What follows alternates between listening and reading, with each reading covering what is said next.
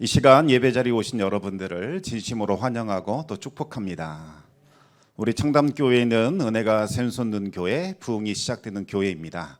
우리 하나님의 위로와 평강이 여러분과 또 여러분의 가정에 함께 하시기 바랍니다. 우리 이 시간 옆 사람과 함께 인사하겠습니다. 하나님은 당신을 사랑하십니다. 하나님은 당신을 사랑하십니다. 아멘. 네, 하나님이 우리를 사랑하신다는 말은 교회에서 가장 많이 듣는 말 중에 하나입니다. 하나님은 사랑이십니다. 그런데 이 말은 하나님은 사랑이 정말 많으신 분이시구나 이런 의미가 아니죠. 하나님은 사랑 그 자체이시요, 사랑의 근원이시요, 또 사랑의 원천이라는 의미입니다.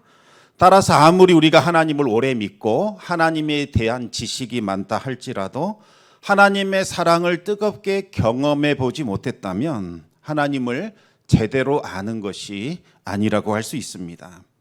하나님의 사랑이 모여서 완전히 응축된 것, 그것이 바로 예수 그리스도의 십자가입니다. 예수님의 십자가는 어떤 교리나 지식이나 관념이 아닙니다. 하나님의 사랑이 완전히 응축된 사랑의 결정체요, 속죄의 능력이요, 구원의 사건입니다. 하나님의 그 십자가 사랑이 우리 심령 속에 스며들어올 때에 죽었던 우리 영혼이 다시 살아나게 되고 우리는 죄인된 신분을 벗어버리고 하나님의 자녀로 거듭나게 됩니다. 그리고 이제는 사랑의 존재로 살아갈 수 있게 되는 겁니다. 우리 함께 요한일서 4장 9절에서 11절까지 말씀을 같이 읽겠습니다. 하나님의 사랑이 우리에게 이렇게 나타난 바 되었으니 하나님이 자기의 독생자를 세상에 보내심은 그로 말미암아 우리를 살리려 하심이라. 사랑은 여기 있으니 우리가 하나님을 사랑한 것이 아니요 하나님이 우리를 사랑하사 우리 죄를 속하기 위하여 화목 제물로 그 아들을 보내셨음이라. 사랑하는 자들아, 하나님이 이같이 우리를 사랑하셨은즉 우리도 서로 사랑하는 것이 마땅하도다. 아멘. 여러분, 신앙의 핵심이 무엇일까요? 신앙의 핵심은 십자가의 사랑, 바로 그 사랑을 체험하고 그 사랑을 힘입어 살아가는 겁니다.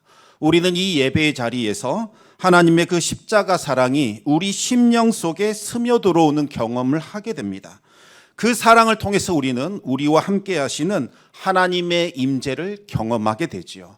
그리고 그 임재를 통하여 하나님은 우리를 지키시고 돌보시고 영원히 함께 하신다는 사실을 확신하게 됩니다. 그 확신을 가지고 이 예배의 자리에 나아가야만 우리는 두려움을 이겨내고 세상을 극복하며 세상을 이기는 삶을 살아갈 수 있는 겁니다. 우리 함께 요한일서 4장 18절 말씀을 같이 읽겠습니다. 사랑 안에 두려움이 없고 온전한 사랑이 두려움을 내쫓나니 두려움에는 형벌이 있음이라. 두려워하는 자는 사랑 안에서 온전히 이루지 못하였느니라. 아멘. 우리는 하나님이 택하신 자들이요 왕같은 제사장이요 거룩한 나라요 하나님의 소유된 백성들입니다. 하나님의 생명싸개 그 속에 들어가 있는 존재들입니다. 어떤 환난과 어려움이 있을지라도 하나님을 예배하는 예배자로 살아갈 수 있기를 우리 주님의 이름으로 축원합니다. 오늘 본문을 보면 아브라함은 견디기 힘든 정말 극심한 기근을 만나게 됩니다. 이토록 극심한 기근은 아브라함에게 전혀 익숙하지 않는 것이었습니다.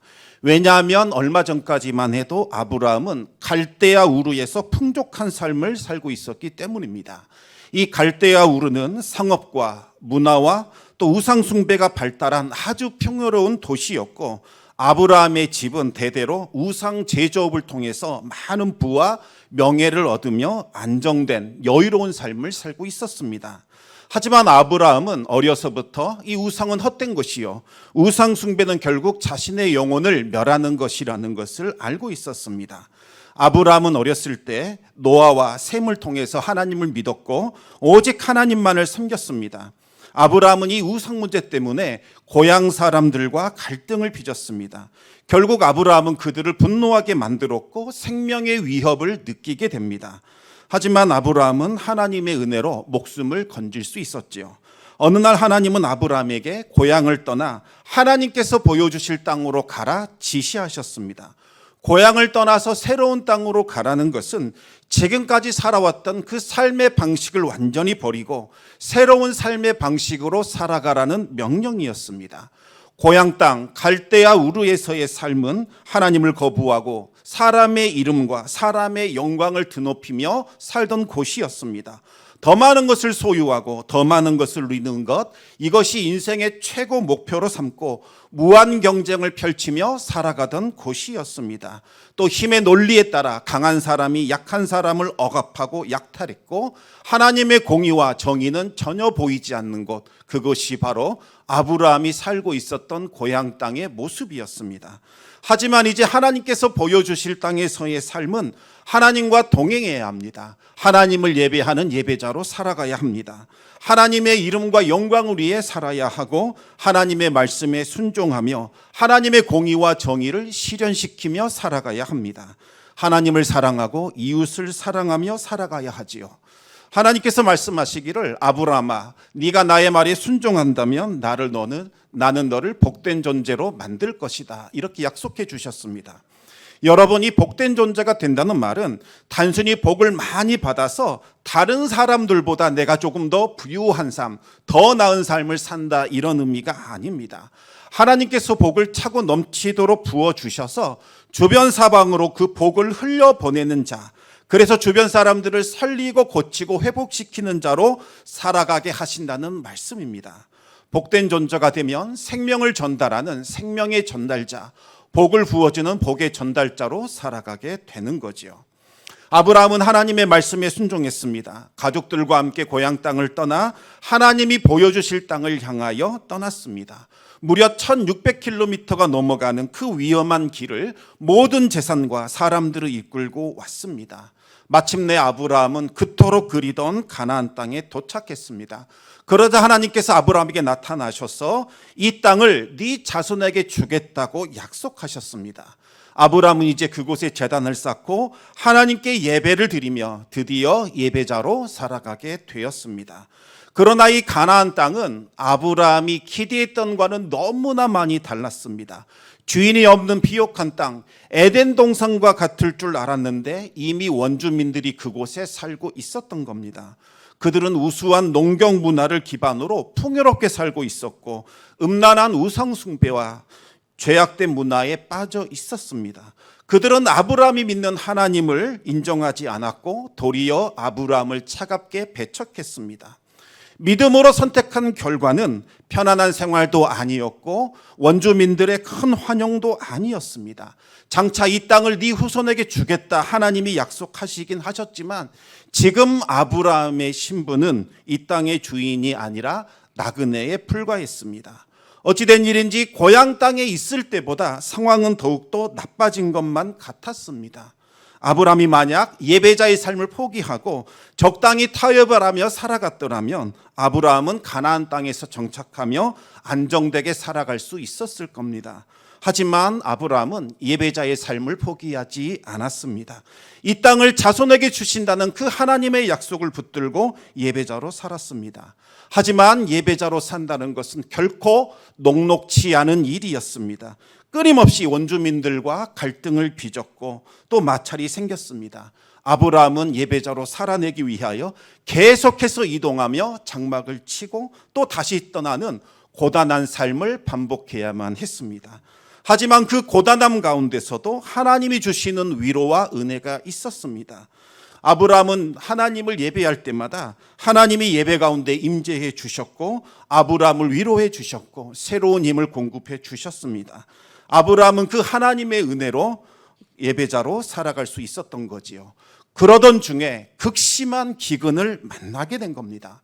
이 당시 가나안 땅은 관계시설이 발달하지 않았기 때문에 주기적으로 한 번씩 가뭄이 일어나곤 했습니다.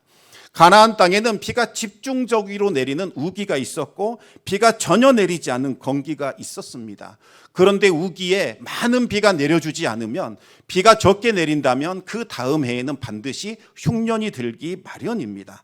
그러다가 또다시 비가 많이 오게 되면 기근의 문제는 해결되는 이와 같은 패턴이 반복되었습니다.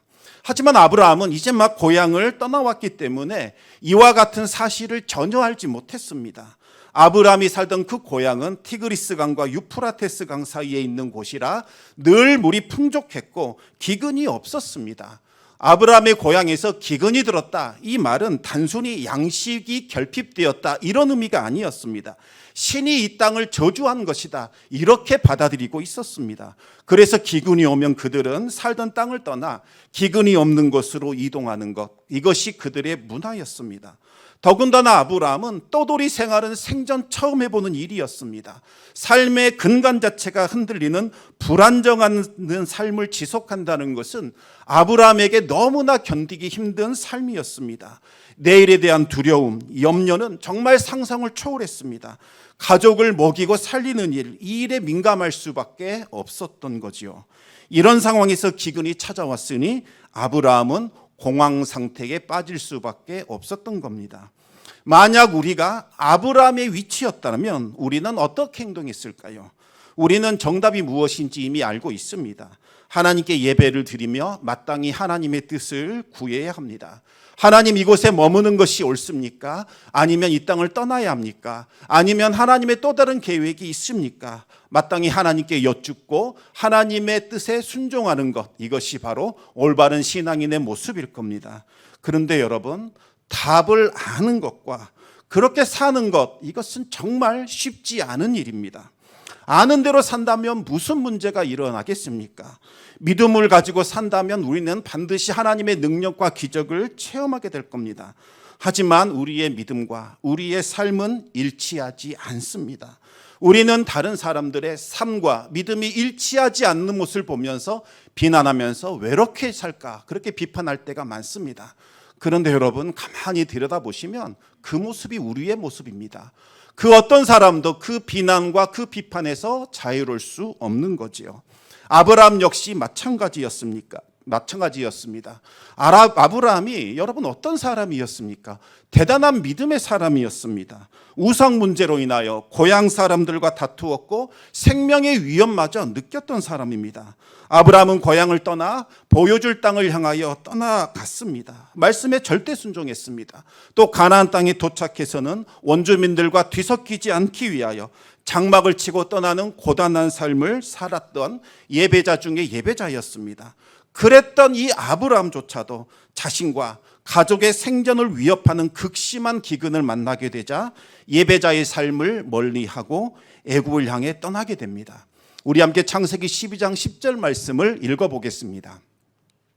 그 땅에 기근이 들었으므로 아브라함이 애굽에 거류하려고 그리로 내려갔으니 이는 그 땅에 기근이 심하였음이라.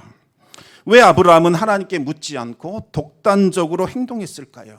지금 아브라함은 믿음이 크게 흔들리고 있는 겁니다. 믿음으로 결단하면 더 좋아져야 하는데 어찌된 일인지 믿음을 따라 계속 오다 보니까 상황은 더 힘들어지고 더 악화되는 것 같습니다. 아브라함은 하나님에 대한 믿음이 흔들리기 시작했고 이제는 내 스스로 살 길을 찾아야겠다, 그렇게 생각을 하게 됩니다. 아브라함은 하나님을 피난처로 삼지 않고 눈에 보이는 그 애굽을 피난처로 삼게 됩니다. 애굽에는 나일강이 사시사철 흐르고 있었기 때문에 가뭄이 올지라도 기근의 문제는 일어나지 않았습니다. 나일강 유역에는 언제나 많은 식량이 풍족했습니다. 그래서 애굽은 굶주린 사람들의 피난처 역할을 역사적으로 해왔습니다. 애굽의 문헌을 살펴보면 굶주린 외국인들이 나일강 유역에 출현했다라는 기록이 많이 나오고 있습니다. 그래서 아브라함도 이 애굽에 거류하기 위하여 애굽으로 내려가게 됩니다.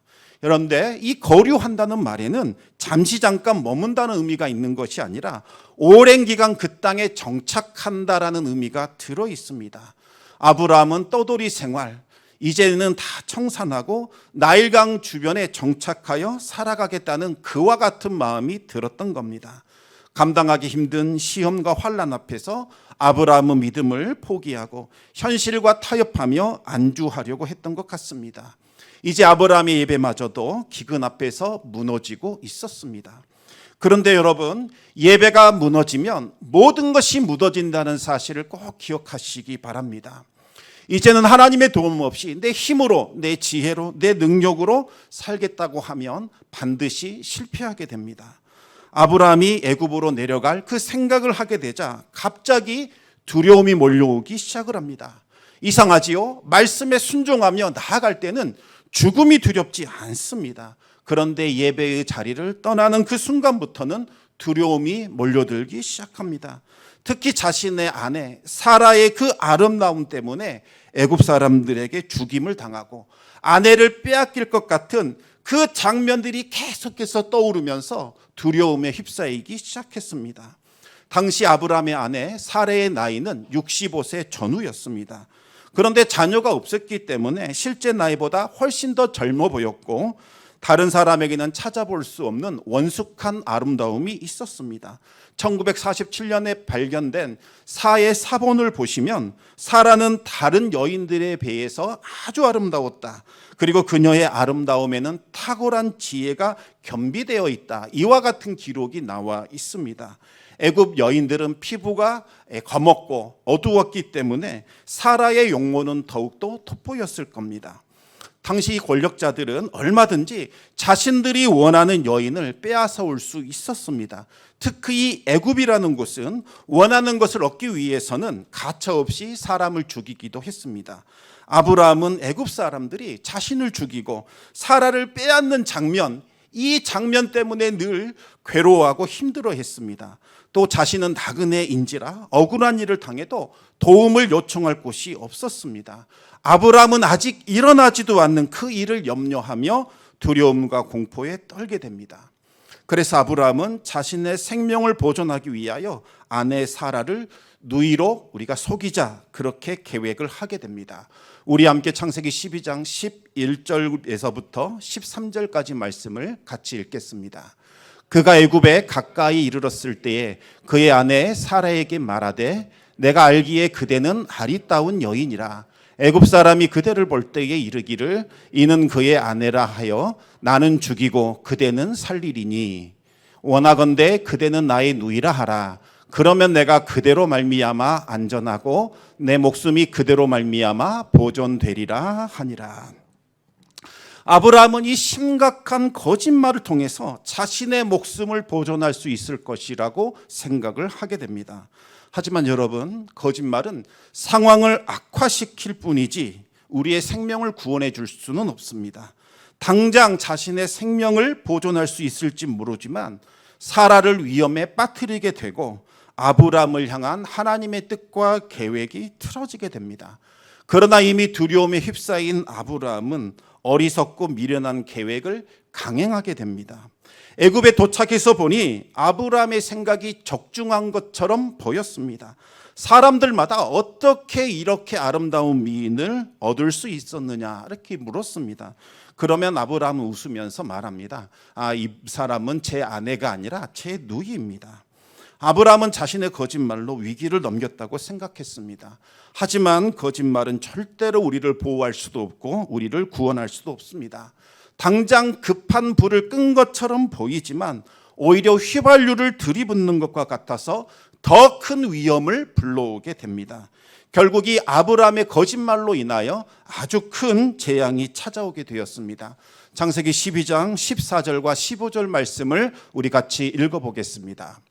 아브라함이 애굽에 이르렀을 때에 애굽 사람들이 그 여인이 심히 아리따움을 보았고 바로의 고관들도 그를 보고 바로 앞에서 칭찬함으로 그 여인을 바로의 궁으로 이끌어 들인지라. 사라에 대한 소문이 널리 퍼지더니 결국 바로의 고관들, 신하들에게까지 들려가게 됩니다. 바로의 신하들은 바로 앞에서 최근에 어떤 여인이 들어왔는데 너무나 아름답더라 칭찬하게 되죠. 결국 바로는 그 여인을 데려와라, 내가 후궁으로 삼겠다 이야기하게 됩니다. 바로 이때라도 아브라함은 진실을 밝혔어야만 했습니다. 사실 이 사람은 제 누이가 아니라 제 아내입니다. 죽임을 당할까 봐 제가 거짓말을 했습니다. 이렇게 밝혔어야 했습니다. 그렇게 해서 사라를 마땅히 보호해야만 했지요. 하지만 아브라함은 거짓말을 했다는 사실이 밝혀질까 봐 오히려 두려워했고 아무 일도 하지 못했습니다. 결국 사라는 아브라함의 보호를 받지 못하고 바로의 궁궐에 들어가게 됩니다. 바로는 사라를 후궁으로 맞이하기 위하여 아브라함을 극진히 대접하게 됩니다. 수많은 양과 소와 노비와 낙타와 나귀를 선물로 줬습니다. 이제는 더 이상 되돌릴 수 없게 되어버렸습니다. 이제 사레가 내 아내입니다. 이렇게 밝힌다면 애굽의 왕과 신하들을 농락한 죄로 아브라함은 처형당하게 될 것이요 사라는 빼앗기게 될 겁니다. 여러분, 왜 이런 위기가 찾아오게 되었을까요? 기근이 문제였을까요? 아니면 이와 같은 상황이 되도록 방치해 두신 하나님께서 문제였던 걸까요? 사람들이 어려움이 찾아오면 가장 먼저 자신의 환경을 탓합니다. 환경 때문에 내가 이렇게 됐다. 그리고 나서는 왜 하나님은 뭐 하셨는가? 왜 이렇게 되도록 방치해 두셨는가? 하나님을 원망하며 탓하는 일들을 하게 됩니다. 하지만 이 위기는 환경 탓도 아니었고 하나님 탓도 아니었습니다. 아브라함이 스스로 자초한 것이었습니다. 아브라함은 계속해서 어려움이 반복되자 더 이상 하나님의 뜻을 묻지도 않았고 하나님의 뜻을 구하지도 않았고 오히려 하나님이 뭐라고 말씀하실까 봐 두려워지기 시작했습니다. 이제는 하나님을 믿어봐야 손해만 커질 것 같다는 부정적이고 불신앙적인 생각이 들기 시작했습니다. 바로 이때가 위기 상황입니다. 이럴 때일수록 우리는 부정적이고 불신앙적인 생각을 버리고 예배에 더 집중해야 합니다. 하지만 아브라함은 그렇게 하지 않았습니다. 그래, 이제 정신을 차리자. 이제는 내가 내 삶을 개척해야지. 더 이상 하나님만 믿고 의지할 것이 아니다. 아브라함은 더 이상 하나님의 뜻을 묻지도 않았고 하나님을 예배하지도 않았습니다. 예배의 자리를 떠나는 그 순간 하나님이 더 이상 보이지 않게 되었고 믿음조차도 완전히 사라지게 됩니다. 그 순간 염려와 두려움이 아브라함을 완전히 사로잡았습니다. 두려움은 우리에게 허상이라는 어떤 감옥을 만들어서 우리를 그 안에 가둬버리는 강력한 권세가 있습니다.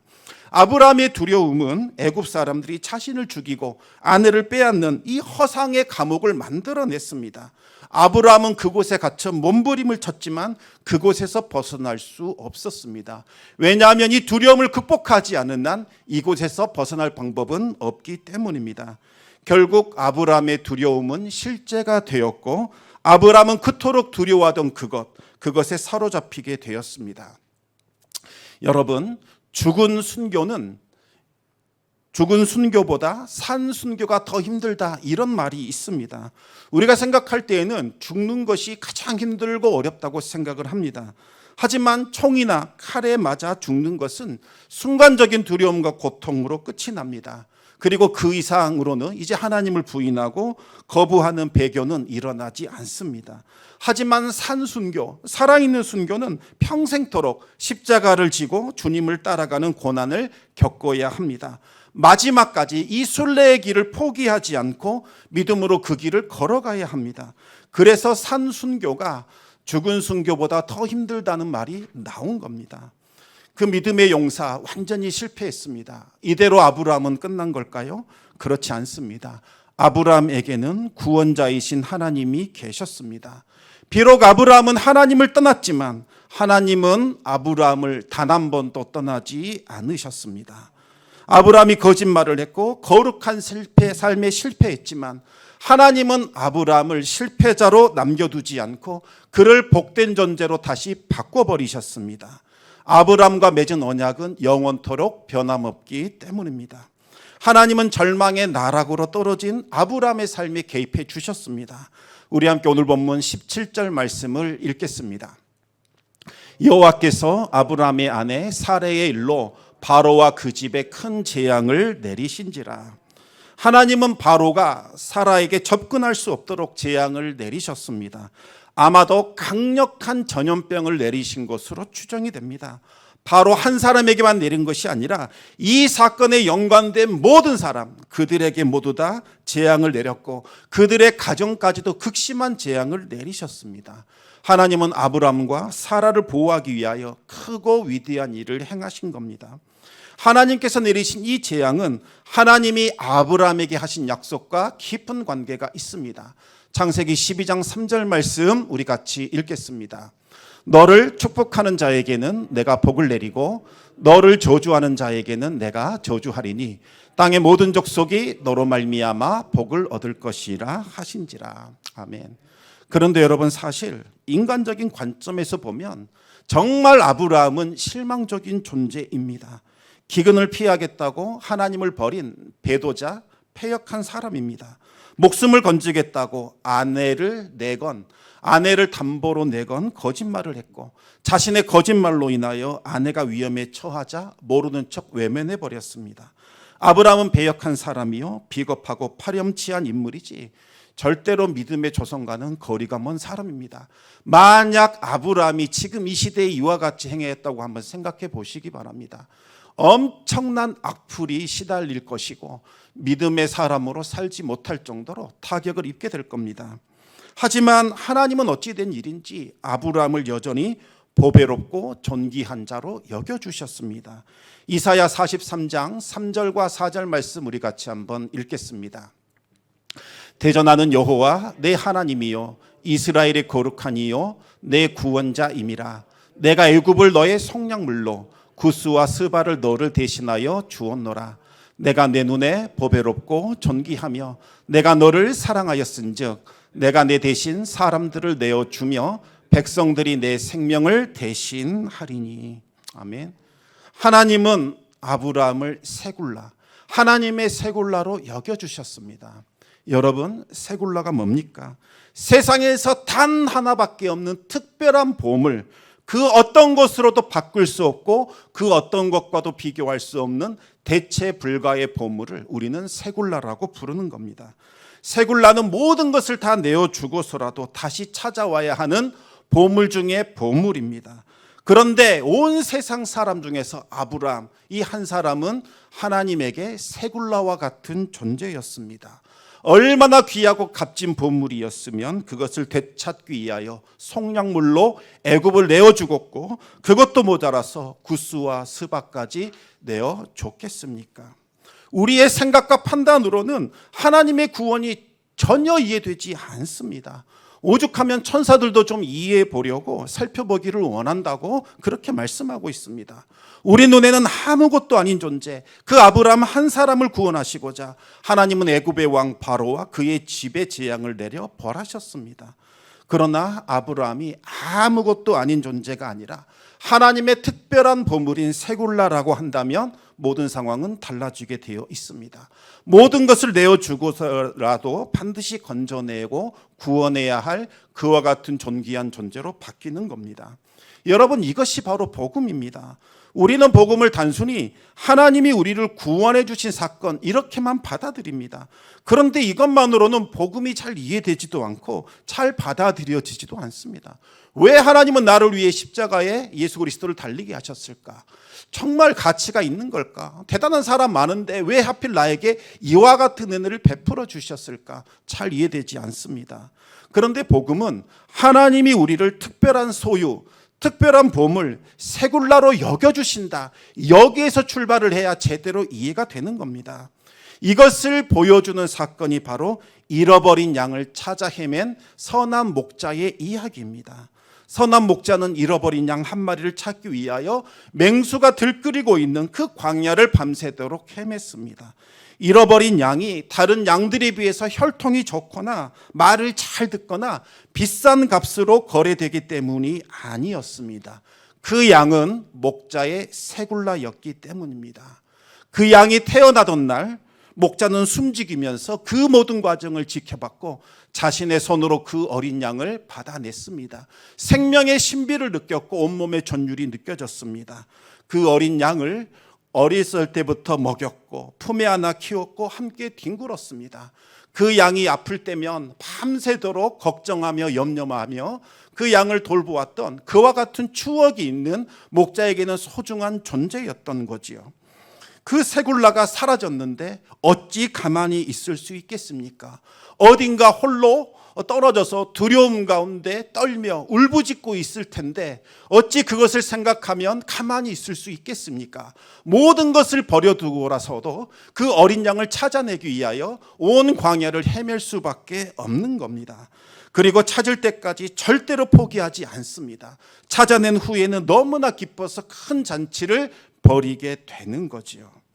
아브라함과 사라는 바로 하나님의 특별한 보물 세굴라였습니다. 비록 아브라함이 잘못했고 어리석은 일을 저질렀지만 절대로 포기할 수 없는 보배롭고 존귀한 하나님의 소유요 보물이었습니다. 하나님은 바로와 그의 집에 재앙을 내려 아브라함과 사라를 보호하셨습니다. 바로는 이 재앙이 우연히 찾아온 것이 아니라 크고 위대하신 신적인 존재가 내린 재앙이라는 것을 깨닫게 되었습니다.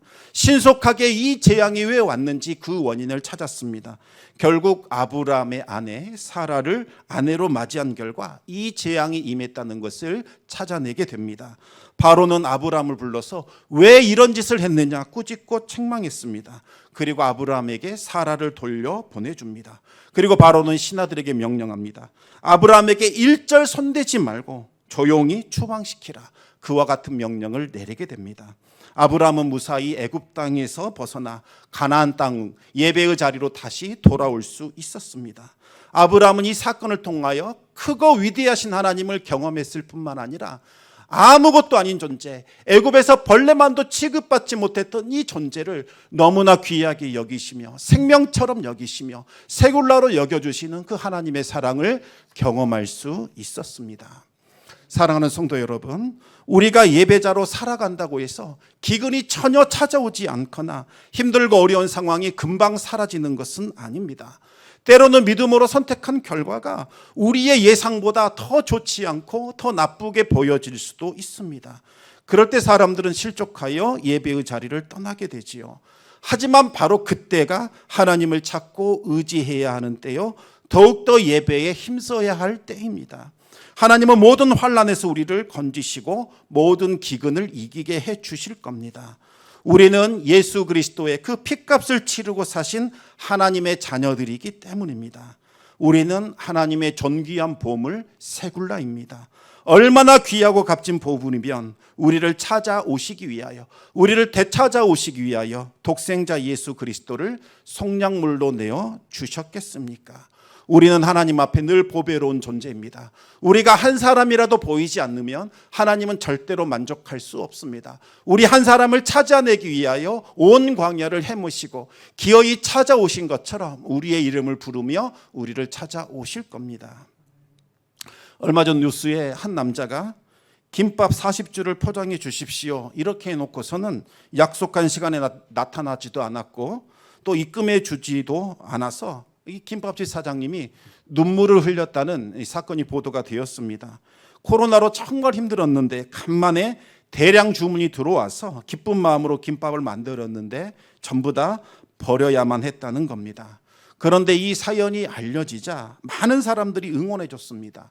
단골들이 일부러 찾아와서 음식을 시켜 먹고 힘내십시오 이렇게 응원해 줬고, 김밥 200줄을 선결제한 회사도 있었다, 이런 보도가 나왔습니다. 여러분, 사람들도 어려운 가운데 있을 때에는 서로를 격려하고 서로를 도와주기 마련입니다. 하물며 우리를 창조하시고 우리를 구원하시고 우리를 세굴라로 여겨주시는 하나님께서 어찌 우리의 어려움과 어찌 우리의 아픔을 외면하시겠습니까? 반드시 우리를 도우시고 우리를 건져내시고 우리를 이기게 하실 것입니다.